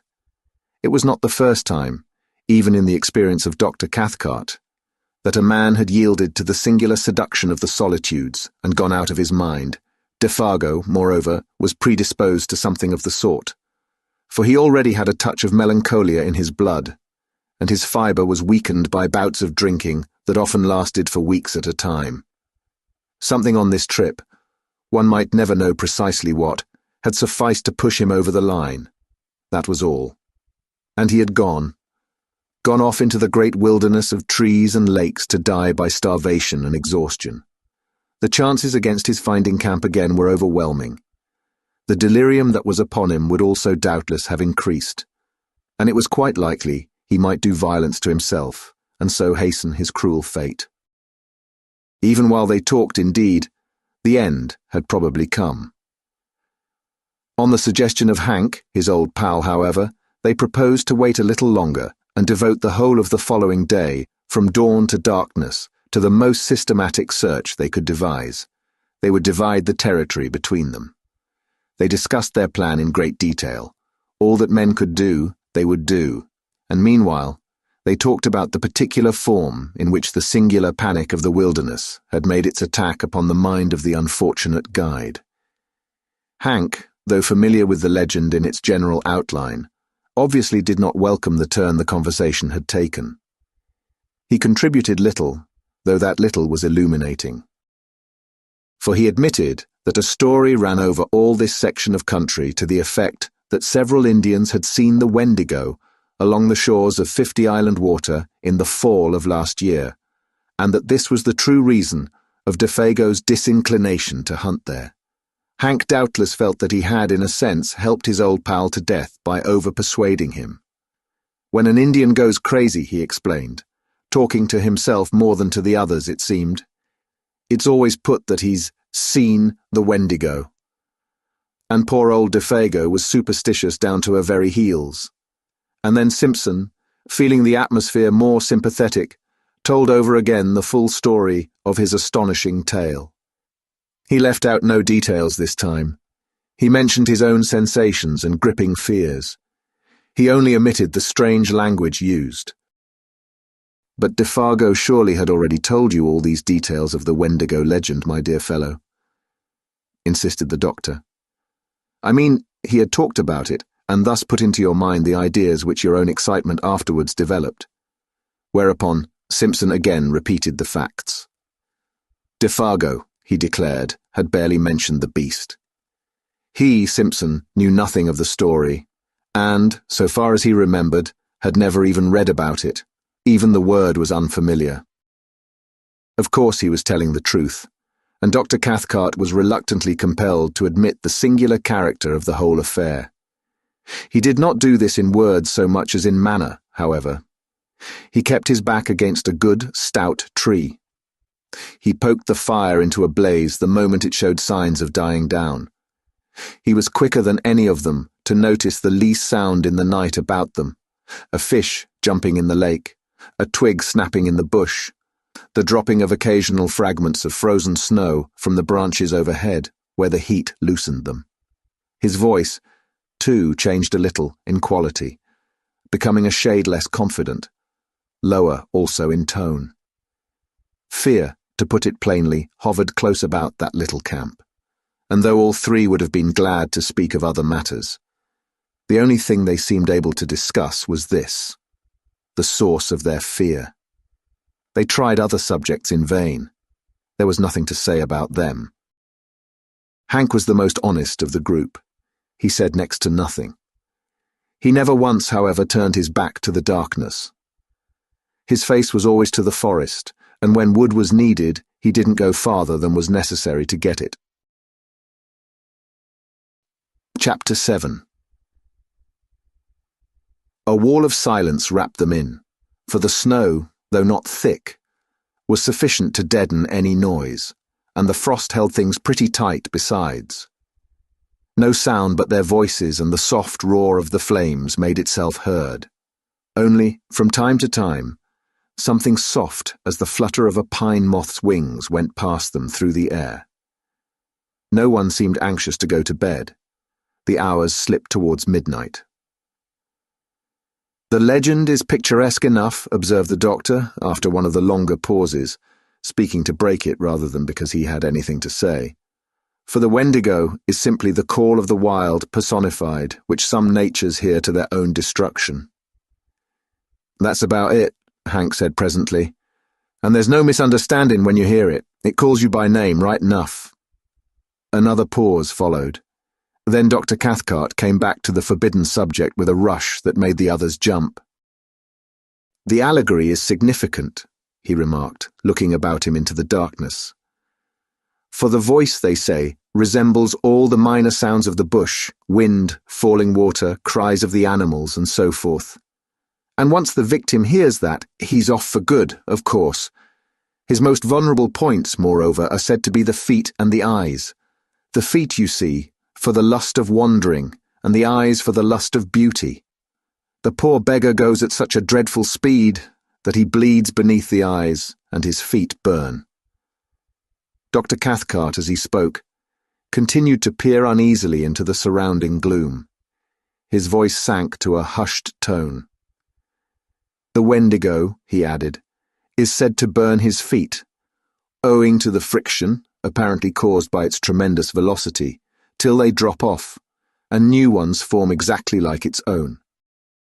Simpson listened in horrified amazement, but it was the pallor on Hank's face that fascinated him most. He would willingly have stopped his ears and closed his eyes, had he dared. "It don't always keep to the ground neither," came in Hank's slow, heavy drawl, "for it goes so high that he thinks the stars have set him all afire. And it'll take great thumping jumps sometimes, and run along the tops of the trees, carrying its partner with it, and then dropping him just as a fish hawk'll drop a pickerel to kill it before eating. And it's food, of all the muck in the whole bushes. Moss." And he laughed, a short, unnatural laugh. "It's a moss-eater is the Wendigo," he added, looking up excitedly into the faces of his companions. "Moss-eater," he repeated, with a string of the most outlandish oaths he could invent. But Simpson now understood the true purpose of all this talk. What these two men, each strong and experienced in his own way, dreaded more than anything else was silence. They were talking against time. They were also talking against darkness, against the invasion of panic, against the admission reflection might bring that they were in an enemy's country, against anything, in fact, rather than allow their inmost thoughts to assume control. He himself, already initiated by the awful vigil, with terror, was beyond both of them, in this respect. He had reached the stage where he was immune, but these two, the scoffing analytical doctor and the honest, dogged backwoodsman, each sat trembling in the depths of his being. Thus the hours passed, and thus, with lowered voices and a kind of taut inner resistance of spirit, this little group of humanity sat in the jaws of the wilderness and talked foolishly of the terrible and haunting legend. It was an unequal contest, all things considered, for the wilderness had already the advantage of first attack and of a hostage. The fate of their comrade hung over them with a steadily increasing weight of oppression that finally became insupportable. It was Hank, after a pause longer than the preceding ones that no one seemed able to break, who first let loose all this pent-up emotion in very unexpected fashion, by springing suddenly to his feet and letting out the most ear-shattering yell imaginable into the night. He could not contain himself any longer, it seemed. To make it carry even beyond an ordinary cry, he interrupted its rhythm by shaking the palm of his hand before his mouth. "That's for Defargo," he said, looking down at the other two with a queer, defiant laugh. "For it's my belief," the sandwiched oaths may be omitted, "that my old partner's not far from us at this very minute." There was a vehemence and recklessness about his performance that made Simpson, too, start to his feet in amazement, and betrayed even the doctor into letting the pipe slip from between his lips. Hank's face was ghastly, but Cathcart's showed a sudden weakness, a loosening of all his faculties, as it were. Then a momentary anger blazed into his eyes, and he, too, though with deliberation born of habitual self-control, got upon his feet and faced the excited guide. For this was unpermissible, foolish, dangerous, and he meant to stop it in the bud. What might have happened in the next minute or two one may speculate about, yet never definitely know. For in the instant of profound silence that followed Hank's roaring voice, and as though in answer to it, something went past through the darkness of the sky overhead at terrific speed, something of necessity very large, for it displaced much air, while down between the trees there fell a faint and windy cry of a human voice, calling in tones of indescribable anguish and appeal. "Oh, oh, this fiery height! Oh, oh, my feet of fire, my burning feet of fire!" White to the very edge of his shirt, Hank looked stupidly about him like a child.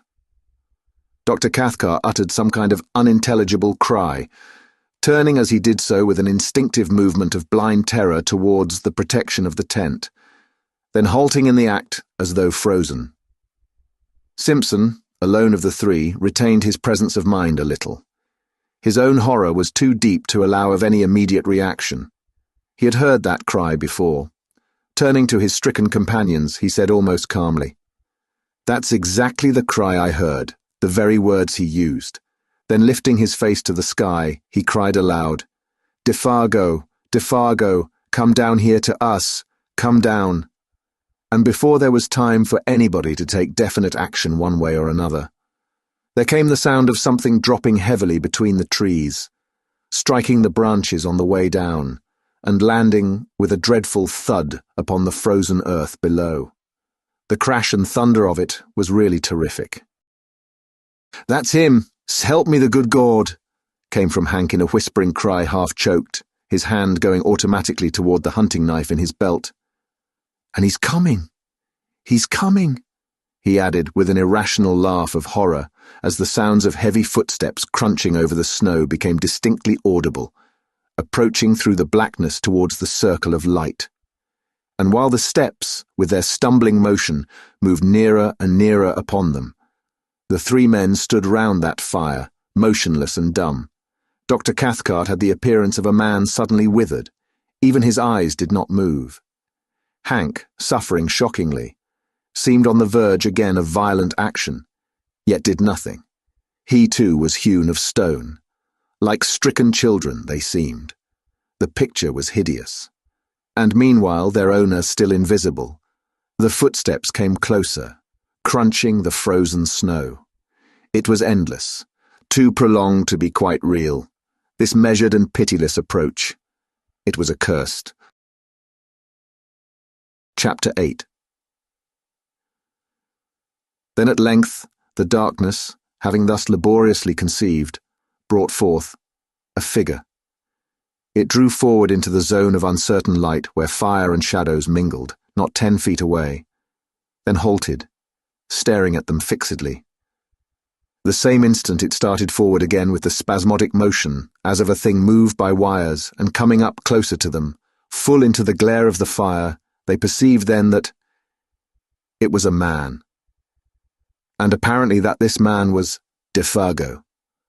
Something like a skin of horror almost perceptibly drew down in that moment over every face, and 3 pairs of eyes shone through it as though they saw across the frontiers of normal vision into the unknown. Defargo advanced, his tread faltering and uncertain. He made his way straight up to them as a group first, then turned sharply and peered close into the face of Simpson. The sound of a voice issued from his lips. "Here I am, Boss Simpson. I heard someone calling me." It was a faint, dried-up voice, made wheezy and breathless as by immense exertion. "I'm having a regular hellfire kind of a trip, I am." And he laughed, thrusting his head forward into the other's face. But that laugh started the machinery of the group of waxwork figures with the wax-white skins. Hank immediately sprang forward with a stream of oaths so far-fetched that Simpson did not recognize them as English at all, but thought he had lapsed into Indian or some other lingo. He only realized that Hank's presence, thrust thus between them, was welcome, uncommonly welcome. Dr. Cathcart, though more calmly and leisurely, advanced behind him, heavily stumbling. Simpson seems hazy as to what was actually said and done in those next few seconds, for the eyes of that detestable and blasted visage peering at such close quarters into his own utterly bewildered his senses at first. He merely stood still. He said nothing. He had not the trained will of the older men that forced them into action in defiance of all emotional stress. He watched them moving as behind a glass that half destroyed their reality. It was dreamlike, perverted. Yet through the torrent of Hank's meaningless phrases, he remembers hearing his uncle's tone of authority, hard and forced, saying several things about food and warmth, blankets, whiskey, and the rest. And further, that whiffs of that penetrating, unaccustomed odor, vile yet sweetly bewildering, assailed his nostrils during all that followed. It was no less a person than himself, however, less experienced and adroit than the others though he was, who gave instinctive utterance to the sentence that brought a measure of relief into the ghastly situation by expressing the doubt and thought in each one's heart. "It is you, isn't it, Defargo?" he asked under his breath, horror breaking his speech, and at once Cathcart burst out with the loud answer before the other had time to move his lips. "Of course it is. Of course it is. Only, can't you see, he's nearly dead with exhaustion, cold and terror. Isn't that enough to change a man beyond all recognition? It was said in order to convince himself as much as to convince the others. The overemphasis alone proved that. And continually, while he spoke and acted, he held a handkerchief to his nose. That odor pervaded the whole camp. For the Defago, who sat huddled by the big fire, wrapped in blankets, drinking hot whiskey and holding food in wasted hands, was no more like the guide they had last seen alive than the picture of a man of 60 is like a daguerreotype of his early youth in the costume of another generation. Nothing really can describe that ghastly caricature, that parody, masquerading there in the firelight as Defago. From the ruins of the dark and awful memories he still retains, Simpson declares that the face was more animal than human, the features drawn about into wrong proportions, the skin loose and hanging, as though he had been subjected to extraordinary pressures and tensions.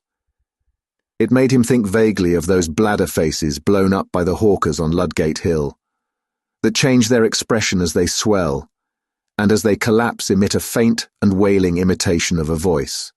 Both face and voice suggested some such abominable resemblance. But Cathcart, long afterwards, seeking to describe the indescribable, asserts that thus might have looked a face and body that had been in air so rarefied that the weight of atmosphere being removed, the entire structure threatened to fly asunder and become incoherent.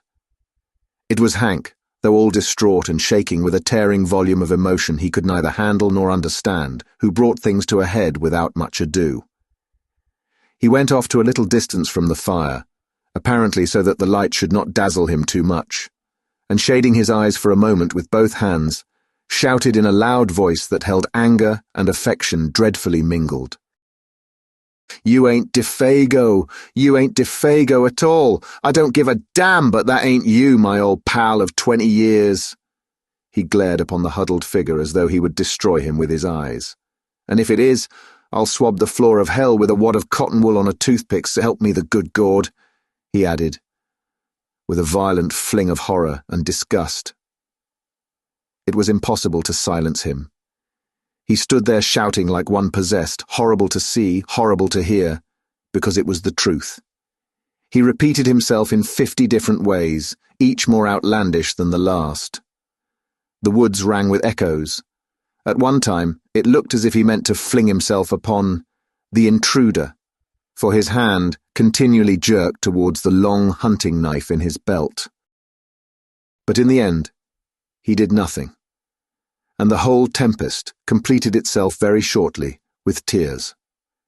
Hank's voice suddenly broke.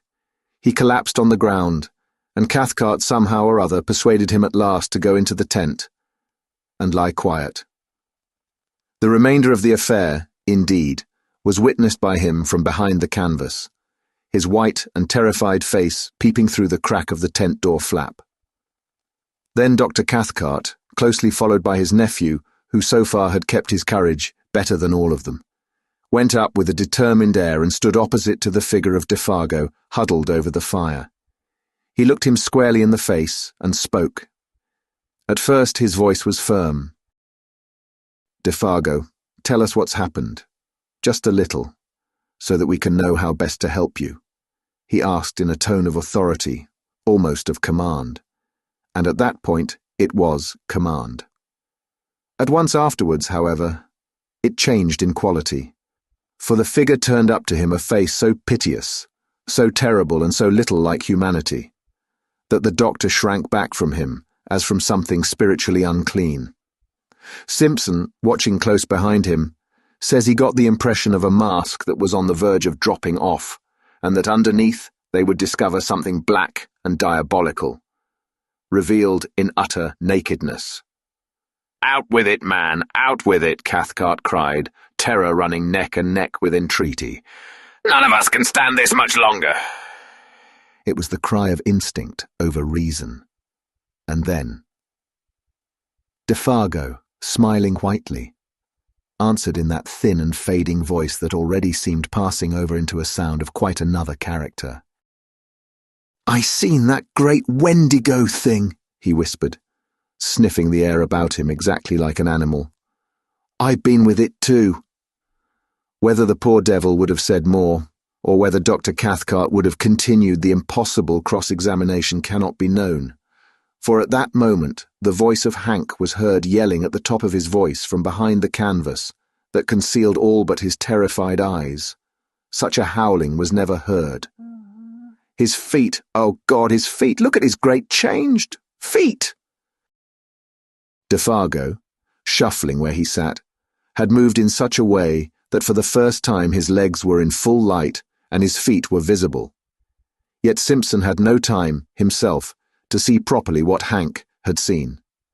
And Hank has never seen fit to tell. That same instant, with a leap like that of a frightened tiger, Cathcart was upon him, bundling the folds of blanket about his legs with such speed that the young student caught little more than a passing glimpse of something dark and oddly massed, where moccasined feet ought to have been, and saw even that, but with uncertain vision. Then, before the doctor had time to do more, or Simpson time to even think a question, much less ask it, Defargo was standing upright in front of them, balancing with pain and difficulty, and upon his shapeless and twisted visage, an expression so dark and so malicious that it was, in the true sense, monstrous. "Now you've seen it too," he wheezed. "You've seen my fiery, burning feet, and now... That is, unless you can save me and prevent, it's about time for..." His piteous and beseeching voice was interrupted by a sound that was like the roar of wind coming across the lake. The trees overhead shook their tangled branches. The blazing fire bent its flames as before a blast, and something swept with a terrific, rushing noise about the little camp and seemed to surround it entirely in a single moment of time. Defargo shook the clinging blankets from his body, turned towards the woods behind, and with the same stumbling motion that had brought him, was gone. Gone before anyone could move muscle to prevent him. Gone with an amazing, blundering swiftness that left no time to act. The darkness positively swallowed him, and less than a dozen seconds later, above the roar of the swaying trees and the shout of the sudden wind, all three men, watching and listening with stricken hearts, heard a cry that seemed to drop down upon them from a great height of sky and distance. "Oh, oh, this fiery height, oh, oh, my feet of fire, my burning feet of fire," then died away, into untold space and silence. Dr. Cathcart, suddenly master of himself and therefore of the others, was just able to seize Hank violently by the arm as he tried to dash headlong into the bush. "But I want to know! You!" shrieked the guide. "I want to see! That ain't him at all, but some devil that's shunted into his place." Somehow or other, he admits, he never quite knew how he accomplished it. He managed to keep him in the tent and pacify him. The doctor apparently had reached the stage where reaction had set in and allowed his own innate force to conquer. Certainly he managed Hank admirably.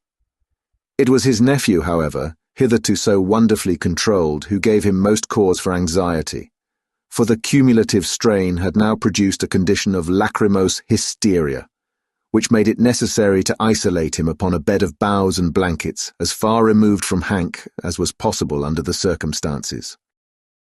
And there he lay, as the watches of that haunted night passed over the lonely camp, crying startled sentences and fragments of sentences into the folds of his blanket.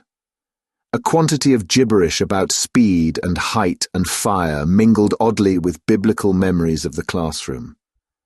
People with broken faces all on fire are coming at a most awful, awful pace towards the camp. He would moan one minute, and the next would sit up and stare into the woods, intently listening, and whisper, "How terrible in the wilderness are the feet of them that..." until his uncle came across to change the direction of his thoughts and comfort him. The hysteria, fortunately, proved but temporary. Sleep cured him, just as it cured Hank. Till the first signs of daylight came, soon after 5 o'clock. Dr. Cathcart kept his vigil. His face was the colour of chalk, and there were strange flushes beneath the eyes. An appalling terror of the soul battled with his will all through those silent hours. These were some of the outer signs. At dawn he lit the fire himself, made breakfast and woke the others, and by 7 they were well on their way back to the home camp. 3 perplexed and afflicted men, but each in his own way, having reduced his inner turmoil to a condition of more or less systematized order again. Chapter 9. They talked little, and then only of the most wholesome and common things, for their minds were charged with painful thoughts that clamoured for explanation, though no one dared refer to them. Hank, being nearest to primitive conditions, was the first to find himself, for he was also less complex. In Dr. Cathcart's civilization championed his forces against an attack singular enough. To this day, perhaps, he is not quite sure of certain things. Anyhow, he took longer to find himself.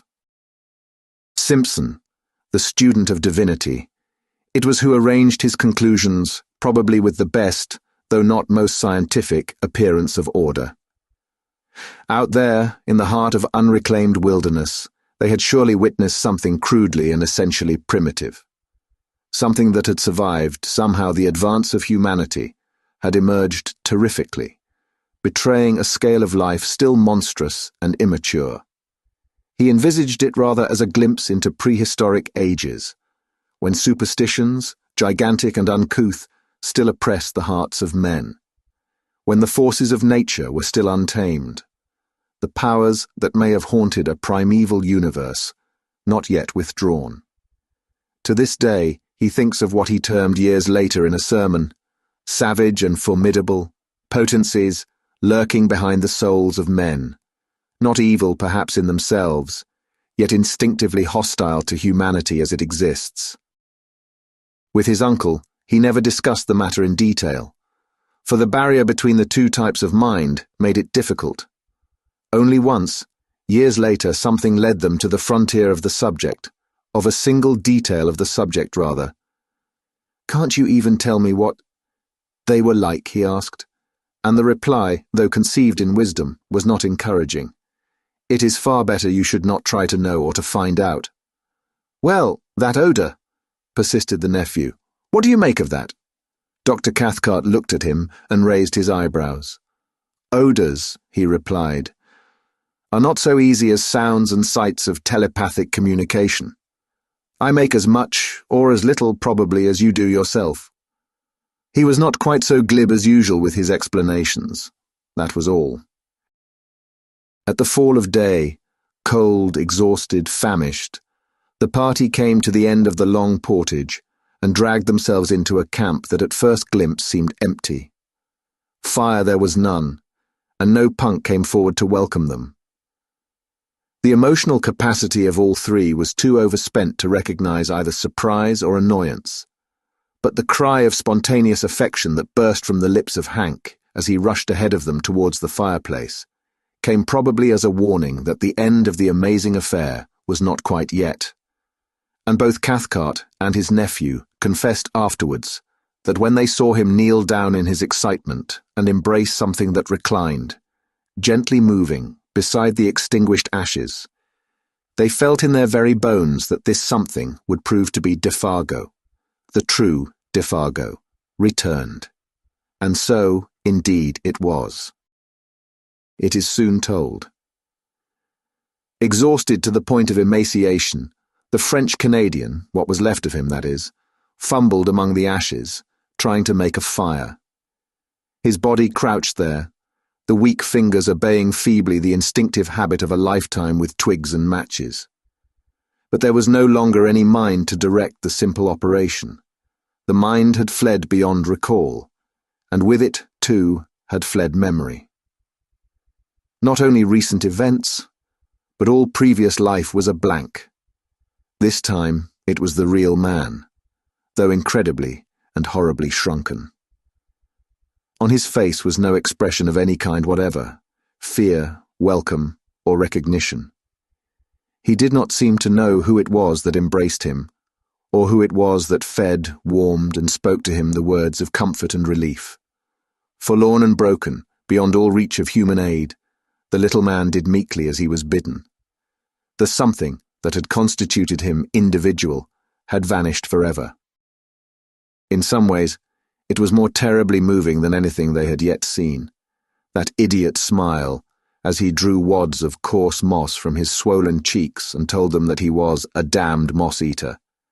The continued vomiting of even the simplest food, and worst of all, the piteous and childish voice of complaint in which he told them that his feet pained him. Burn like fire! Which was natural enough when Dr. Cathcart examined them and found that both were dreadfully frozen. Beneath the eyes there were faint indications of recent bleeding. The details of how he survived the prolonged exposure, of where he had been, or of how he covered the great distance from one camp to the other, including an immense detour of the lake on foot since he had no canoe.